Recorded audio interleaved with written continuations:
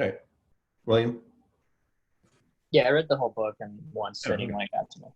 So. Nice. Sounds good to me. Well, I'm going to just play a quick little video that talks a lot about the first like 15, 20 pages. And then we can start chatting. So let me just share my screen. This is my YouTube channel.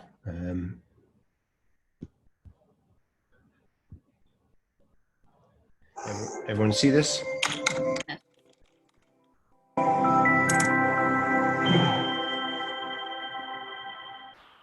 Hey, Paul Fontaine here. Looking to be a successful real estate agent? Let's begin right now. Thanks for joining me. First, the bad news. If you're a newer real estate agent or thinking of becoming one, statistics show that only 13% of you will succeed in real estate. According to the National Association of Realtors, 87% of agents fail within the first 5 years. The good news is that statistics don't matter when it comes to your will to succeed. Nothing has more control over whether you ultimately succeed than yourself. If you have a strong belief system and a hard-working passion to succeed, no statistics will bring you down. Success in real estate is a formula, and I've cracked the code. This is the first of many videos in the series that will help you become the exception. These strategies, tips, checklists, and tools will help you become part of the top 13% of agents who succeed and thrive. Your only homework is to implement and live the words that follow. Success is not easy, but it's very much worth the effort. You need to have a strong motivation to be the exception and to get to the top. Your desire to succeed has to be stronger than your fear of failure. Let me repeat that. Your desire to succeed has to be stronger than your fear of failure. While rejection and embarrassment are strong motivators, until you conquer your fear of failure, you will be a slave to all three. The question here is whether your motivation to succeed in real estate is stronger than your desire not to do the things necessary for that success. For example, ask yourself the following questions. Is your desire to succeed stronger than your desire to sleep in? How about, is your desire to succeed stronger than your desire to procrastinate, prospecting for business every day? Is your desire to succeed stronger than your fear of picking up that phone to consistently follow up with your leads? And is your desire to succeed stronger than your need to stay in your comfort zone? These types of questions are important to ask yourself before you begin or continue this journey. Please be honest with yourself when answering these questions. If you discover one or more of your answers states your desire to succeed isn't stronger than your fear, take time to understand why that is and see if you can address the root of the fear. We'll discuss in a later video how to dig deep with your why questions, and they can help you in all aspects of your life and business. Okay, it's time to overcome the pessimistic voice inside your head that feeds your fear and complacency.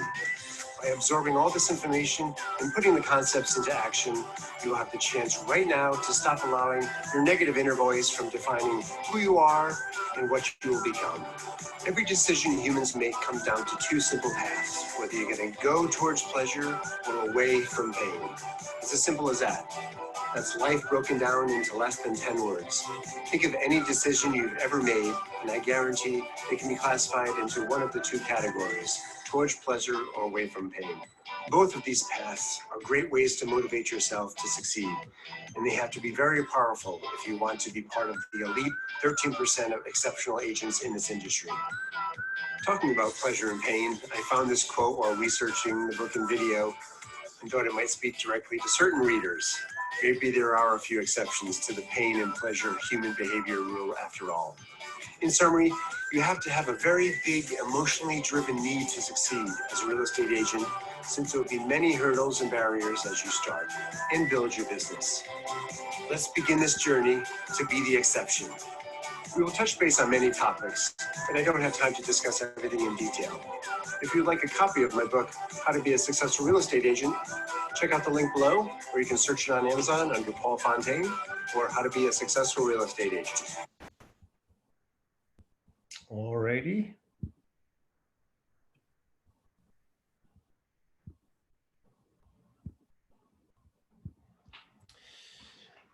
Did you guys hear that okay? Mm-hmm. Cool. Yes. So yeah, I mean, that's a kind of a synopsis of the first few pages of the book, which is about mindset. And I know it's something that's talked about often, uh, but it's obviously the foundation, in my opinion, of succeeding. And then the second part is talking about the big why. I actually noticed I have my big why right behind me. I did not position that. That's actually there all the time. But it's so something I just wanted to talk about, both mindset and big why. So bring it on. I think I have some questions around figuring out my big why, and you wrote, and I'm not sure what page it was on, I'm sure this might be farther into it, where you were just kind of asking clarifying questions. Yep. And are there any other like clarifying questions you can think of for us to ask ourselves, or just help us to figure out like exactly what our big why is? Yeah, let's see what page I started talking about. Page 13 starts with finding your why. And yeah, throughout the book, we have these challenges. I thought it was important. I read tons of books, but learning is great, but it's relatively useless unless you actually implement it. So I put these challenges there for people to actually do things. And that's one of the first challenges, to ask yourself some of those questions. Again, for me, if you're reading my story, I was in marketing and doing well and going up the corporate ladder. And then I just had a lot of really bad experiences. I was laid off, then I was fired, then I was laid off all within 2 years, and it dramatically affected me. And it was a horrible experience when I went through it, and it physically affected me, and there was just all kinds of stuff going on. And it still, just talking about it today, it generates an emotion in me. And I will never forget that day when I said, I'm never working for someone ever again. It was that strong. So my big why comes out of a negative thing. And my big why is I never want to work for someone ever again. So if I need to go out at 8 o'clock at night to show that vacant house, or whatever I need to do to never work for someone again, I'm going to do it. So sometimes it's a positive thing, like I want $1 million and I want to buy a yacht, and can be those type of things. So there's no right or wrong answer, but it just has to be an emotion. I just read something this morning, actually. It said, motivation is crap. They said motivation comes and goes, but if you're driven, that's really what makes things happen. So everyone has different words for it, but it has to generate an emotion. As the book says, if your why doesn't make you cry, then it's not your why. I don't know if it has to make you cry sometimes, but I've certainly cried over mine, to be honest with you. But Right. It has to be something that is generating this raw emotion in you to do it, because if it's not, you're going to be like, screw it, I don't feel like, I'll just tell them the place is sold or something. I don't feel like showing it right now, or things of that nature. So, what is it about your life or about your past that says, if I don't succeed in real estate, I'm screwed, or it's going to negatively affect me this way? Is there something in the past or something that has driven you to this point? Well, I definitely, I worked for some terrible bosses myself. So your story really resonated with me. Just like, like I never want to have to work for someone ever again. I want to make my own success. Yeah. But I think what kind of makes me feel like that's not a huge why for me, even though like I can't even imagine working for people like that again or anything like that. But it's like I've always figured it out and like landed on my feet. So I'm like, is that really something that's a pain point for me? Like, not really. So it's kind of tough to find the emotions, because like I feel like no matter what, like I'm gonna figure it out and I'm gonna be okay. Right. So it's like I don't know what how to structure it to really like light that fire under my butt some days. Yeah. What would happen if you did not succeed. Right. Yeah, I have to start going down that scary winding road, and then Right. Yeah. Yeah. Yeah. I mean, that's part of it. Yeah. I think one person talking about setting goals always said to put at the end, it's kind of like the fortune cookies, where you write that phrase at the end of fortune cookies in bed or whatever it was. But this one for goals was no matter what. So whatever your goals are, I will sell $2 million this year, no matter what. So you always have to have that. You don't want an option to get around it. Right. If you say no matter what, I mean, obviously it has to be legal and ethical, but Yes.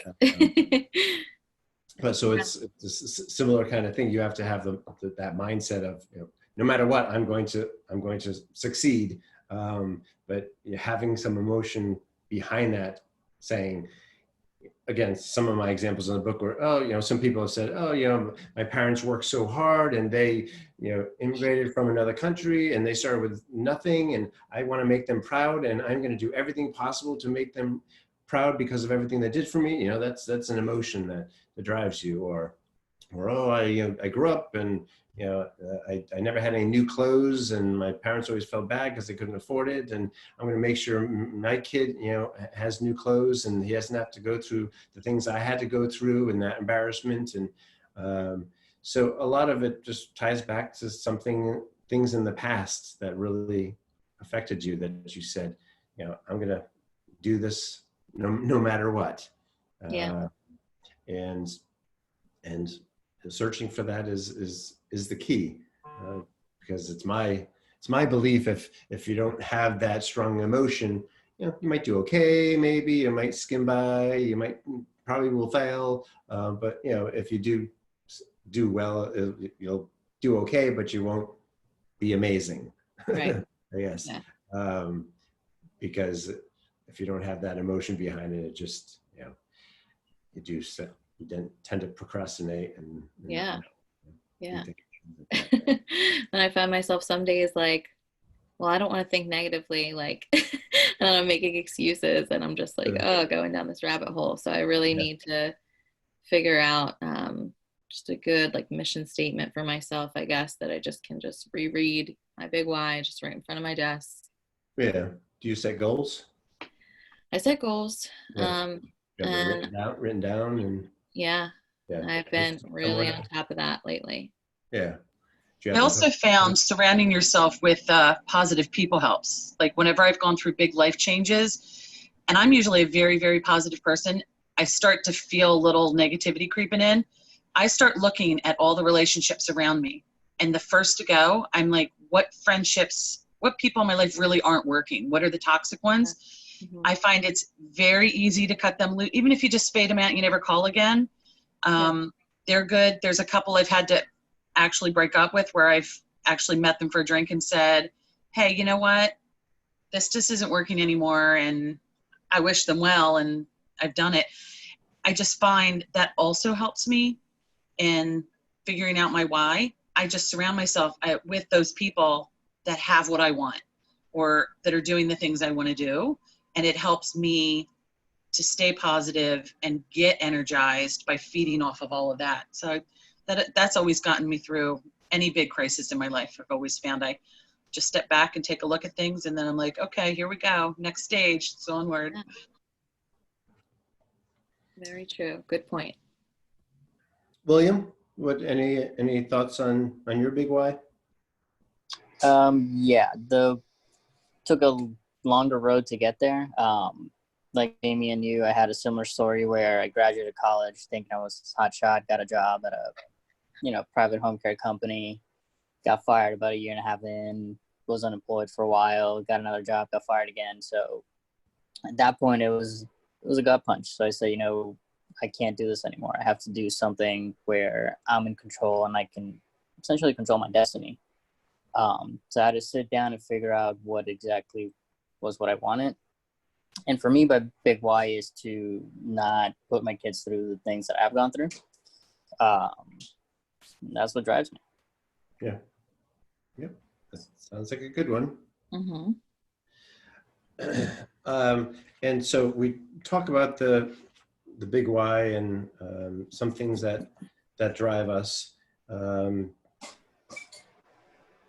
And then also, we talk about on page 17 about just doing it and stop, getting caught in logistics of how to do things and things of that nature.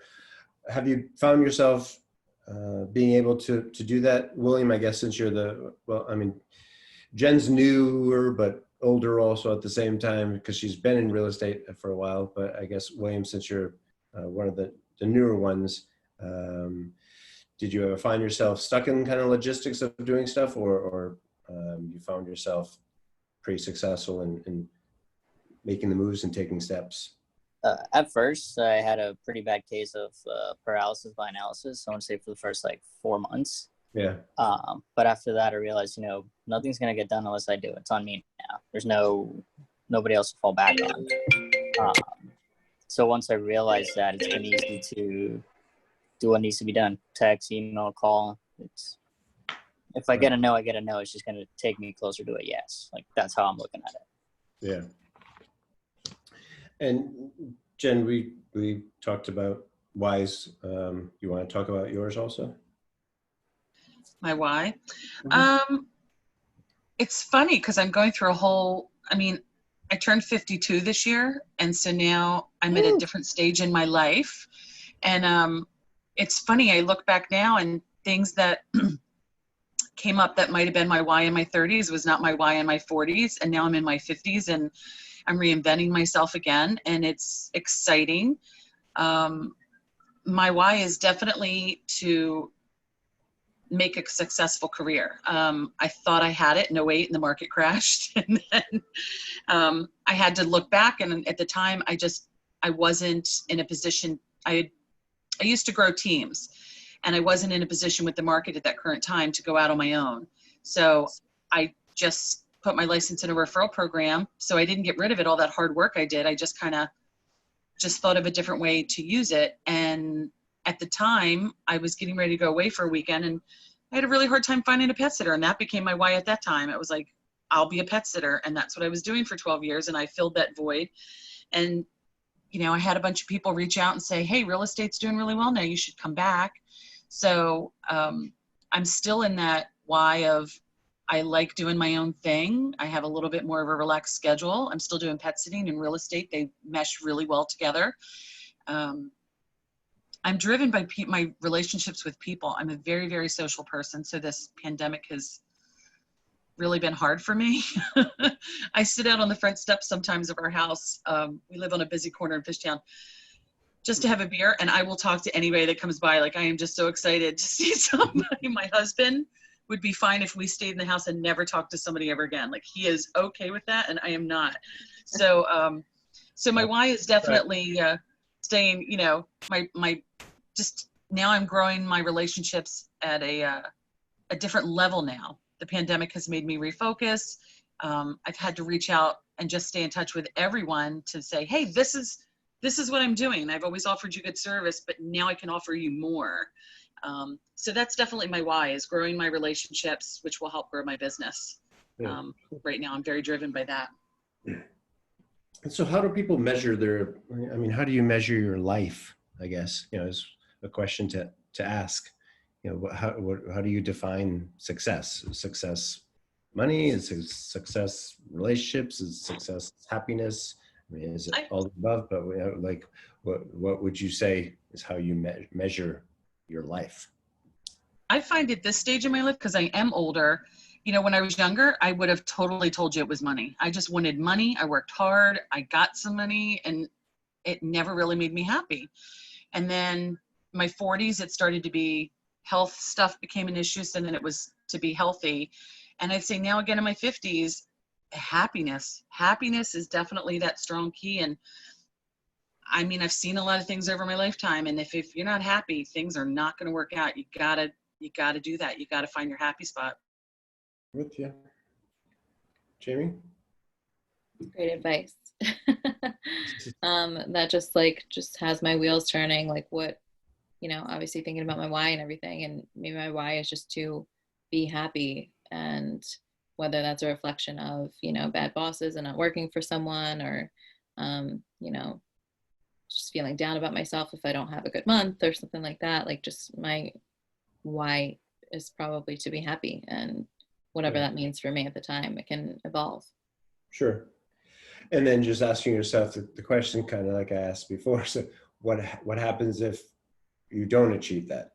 Yeah. You know, how do you know, if anyone has been in therapy, which God knows I have been, you know, they ask lots of questions, and as I talk about in the book a little bit, you know, digging deeper. And we do this with clients also. You're going to get much more clarification when you keep digging deeper. And so being happy and having a goal of being happy is a good start. But so, you know, why do you want to be happy? Answer that question. And then once you answer that question, dig deeper again. I want to be happy because, you know, because being at peace, you know, makes me relaxed and helps me enjoy life. Well, why is being relaxed important to you? It's important because whatever, you know, my parents have high blood pressure, and I know that it's affecting them, and I don't want to be on the drugs that they're taking at their age. You know, why is that important? Well, it's because it's a pain in the butt, and because I get it. So I mean, you just keep digging deeper, and putting that emotion behind it is important. So I encourage you to continue to ask yourself why questions, and you know, act like a 5-year-old kid, and like, you know, why is this? Why? And you're like, oh, I don't know. Yeah. That's what parents get frazzled sometimes, because they get to the point where like, I don't know, because they mad because they don't even know the answer, or Right. they're like, yeah, it's a good question. Why is it? Why is the sky blue? I don't know, actually. Any other questions kind of in the first pages, or ahas or anything?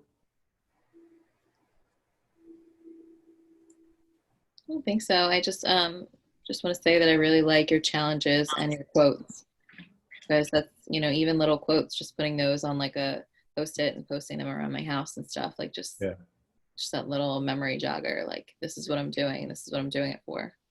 Yeah, I'm a total quote nerd. I think they're amazing. I mean, they're a quote for a reason. They're just a succinct choice of a few words that really mean a lot. And so I also have them all over the place, and it's a constant reminder. And yeah, I'd like to talk about the challenges and really encourage people to do those, because I have no doubt in my mind at the end of the book, if you did all the challenges, your business is going to look different than it did when you started.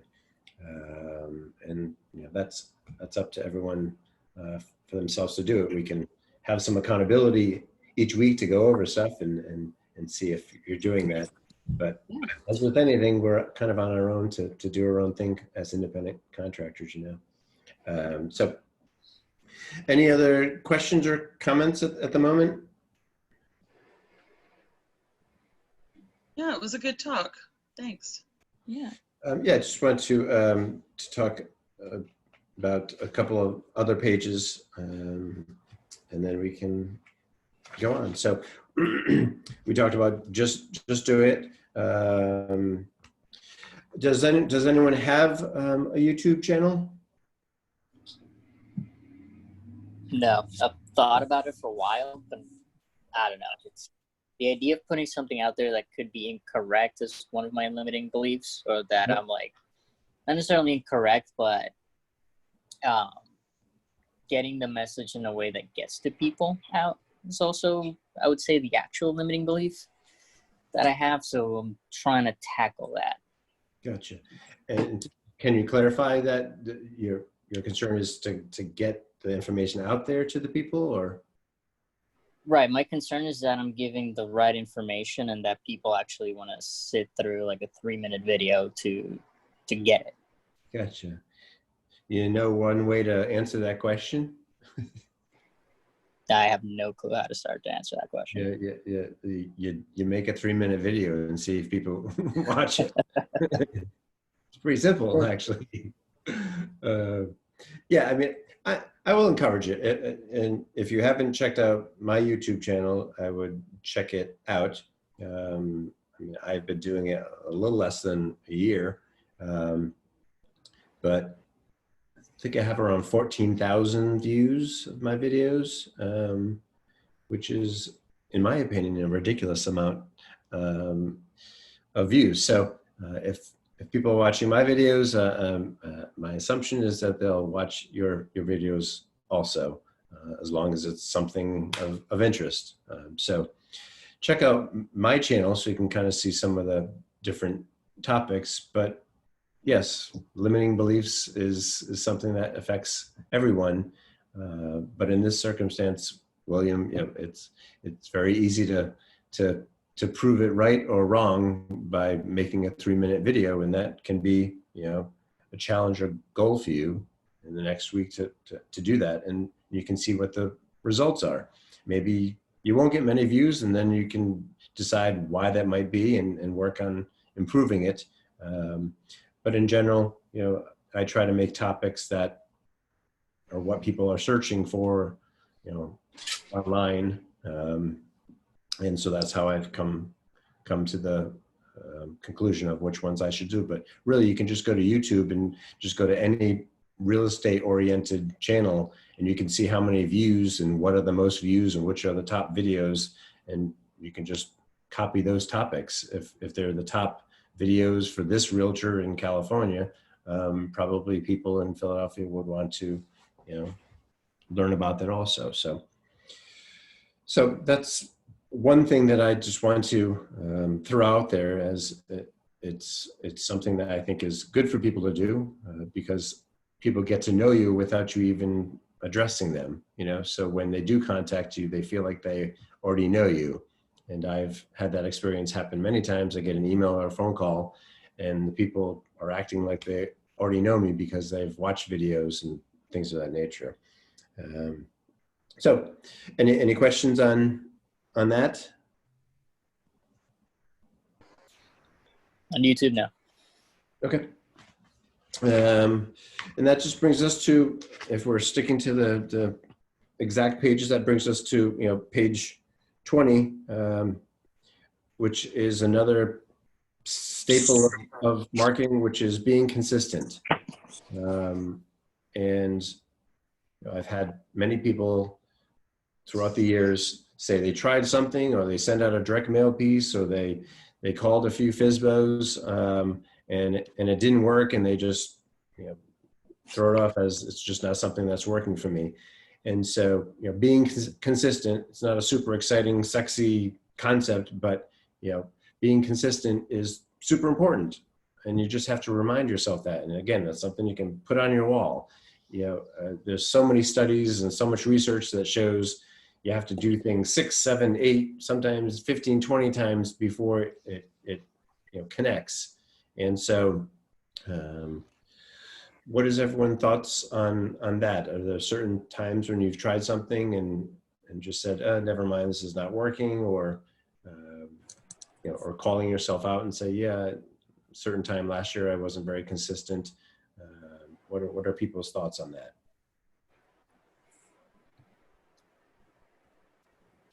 For me, I'll say my first year was part-time, and that was just always my excuse. Like, I worked 5 days a week, so like I don't feel like making calls after I just worked all day, and I was in the bar business, so bartending, managing, just talking to people all day long anyway. And I'd be like, oh, I don't need to make my calls. Like, I talked to 50 people today, and everybody knows I'm in real estate now, blah, blah, blah. Like, yeah, people might know because you tell them one time, but that's in one ear and out the other. They like, there, I was your bartender or the manager, like whatever, you know what I mean? So it was not successful, and I'm able to admit that. Yeah, that's important. Yeah, I mean, I can't tell you how many times when, I've had some acquaintance or some friend find out that they bought a house. I'm like, yeah, excuse me. And you get mad at them, but you know, I understand now. I should be mad at myself. I didn't do a good enough job being for them. Yeah. You know, and so it's something that good to think about. Anyone else? I would say that when you put in the book that calling one FSBO and not securing appointments pretty typical. If you call 20, your success ratio will go up. Yeah. that's where I focused when I started just calling FSBOs and expired.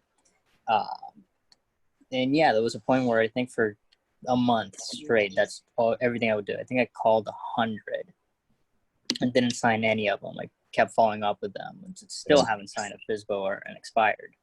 Right. But yeah, after a month, that first month, and I didn't get anything, I was like, wow, this is not working. Like, why am I wasting my time with this? I should do something else. Yeah.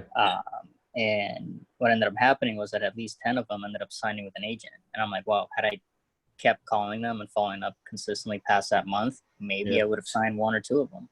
Right.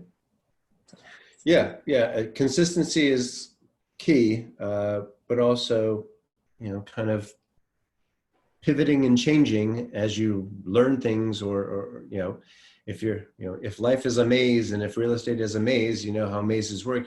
Sometimes you go, oh, maybe let me try down here. And you go down here and then you hit a wall. So the key is to not keep walking into the wall. The key is to turn around and try another route. And so if you're doing something 50 times and not getting some success, consistency is key, but also saying, all right, is there a different way I should be doing this? Is there a different script I should be using? And testing out stuff is also, an important aspect of that. And for me, go on a tangent for a second, for me, for FSBOs, just always trying to add value. So, I've given some FSBOs a lockbox, one of my lockboxes to use. And I've sat open houses for FSBOs before, if they live out of state, and say, hey, I'll be happy to sit in an open house for you. Just thinking out of the box and trying different aspects, I think is also important on top of consistency. Does that make sense? Yeah. Yeah. Jen?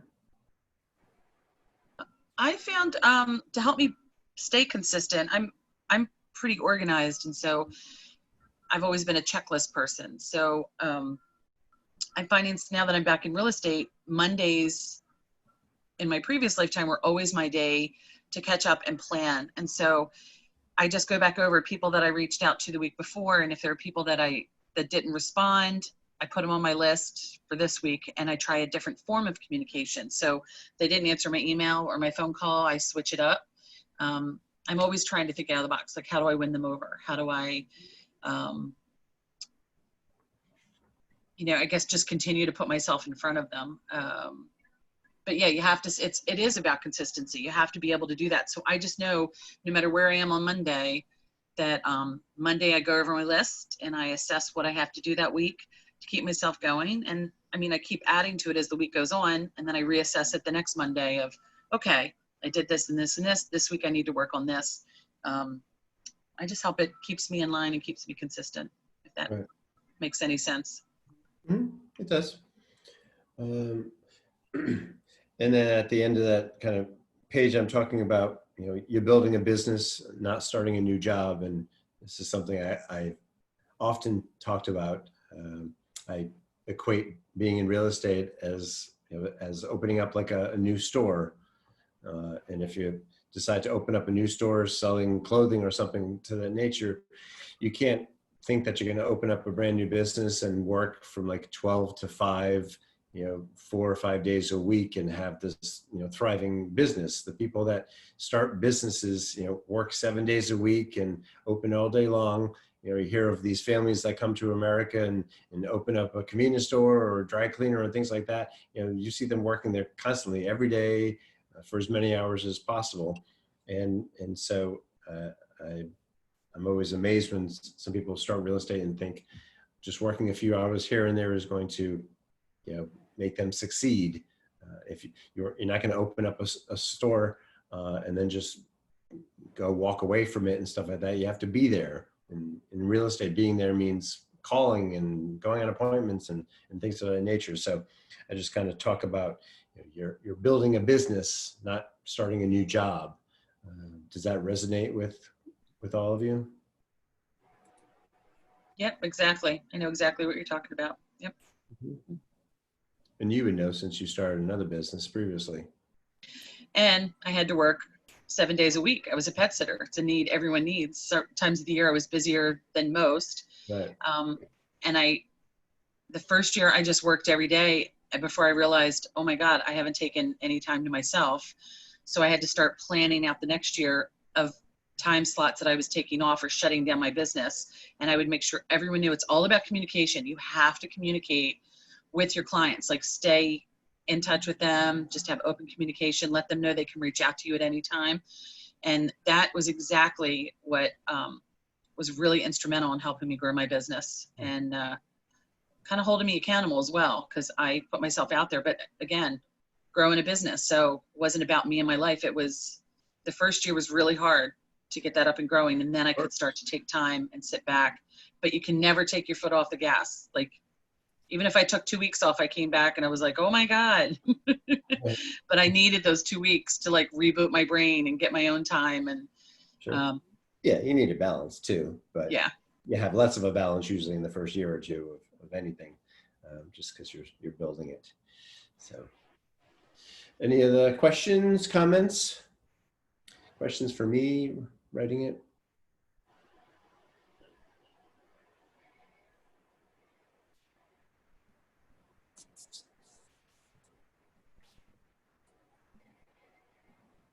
I guess just maybe like what your process was like. Just kind of, you broke it down into chapters, like just writing the book generally. Yeah, so I started, it was a year and a half ago, January of 2019.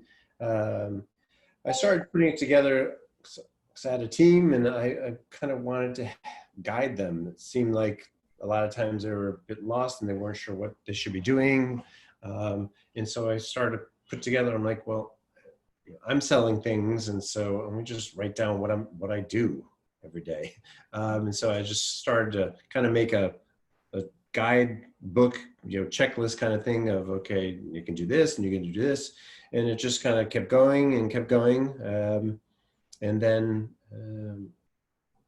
pretty much my team and I disbanded, and I no longer had a team. And that was 6 months later. And but I kept writing, and I was like, oh, I seem to have enough for like maybe an ebook. And then I just wanted to make sure I put this aspect into it and this aspect into it, and just kind of kept getting longer and longer. And then I started breaking it out into different sections, and then with the help of a few other people, I created the book. So Very cool. yeah, I mean, I read tons of books, and I have 2 different copies of MREA, one in the office, one in my house. I've read it numerous times, and I go back to it to read a certain section, certain pages. And I'm a numbers guy, and I'm an analytical guy. Just sometimes it's a little too heavy for me, a little bit too deep, and a little bit too numbers oriented sometimes. And so I like it a lot, but it's just a different kind of book. And I just wanted something that was a little simpler, and a little bit more, step by step, do this, do this, do this. And then, as we'll talk about in the coming weeks, talking about what you can do for free. And I don't like to spend money. And so I wanted to kind of highlight some stuff, but also, start with mindset, and then talk about what, the foundation of being a good agent, and then talk about actual things that you can do right now. So that's kind of how it came about to be broken out into 3 different sections. And then it's just good for me too, because even though you know things or you learn about things, sometimes you just forget them, and then you read a page and you're like, oh yeah, shit, I'm not doing a good job with that or with this, I mean, it's human nature to be that way. So I wrote the book for myself also, to remind myself, which is also why I have the MREA book always around, because it's like, what percentage am I supposed to be spending on marketing, and what am I supposed to do? What's the conversion rate for the leads to appointments I should be doing? And so just good reminders for me. Sure. That as they always say, the best way to learn stuff is to teach it. And so that's what we learned as we were teaching classes at Keller Williams. Anytime you're teaching something, you find out your weaknesses and you say, oh, I need to look up that, or I need to learn that better and stuff. So the best way to learn is to teach, which is writing is teaching also. Yeah. So any other questions? I appreciate you coming. I knew it was going to be a small group right after 4th of July. But the next weeks, it's every Monday from 11 to 12 for the next 4 weeks. So the next week we're going to kind of finish up the first section and then start on the second section about how to be a successful agent and about setting goals and prioritizing and stuff like that, so we can get a little bit more into challenges and to-dos and stuff like that. Sound good? Sounds great. Sounds Yeah, good. maybe I'll have my book by then. Yeah, exactly. I hope so. Jeez. It's kind of frustrating that Amazon's delaying things, but all right. Well, thanks everyone. Enjoy your Monday and hope you had a good weekend. We'll talk soon. Thank Awesome. you. Thank you, man. Thanks See for ya. teaching, Bye-bye. Paul. Bye, guys. Bye. Thanks, Paul.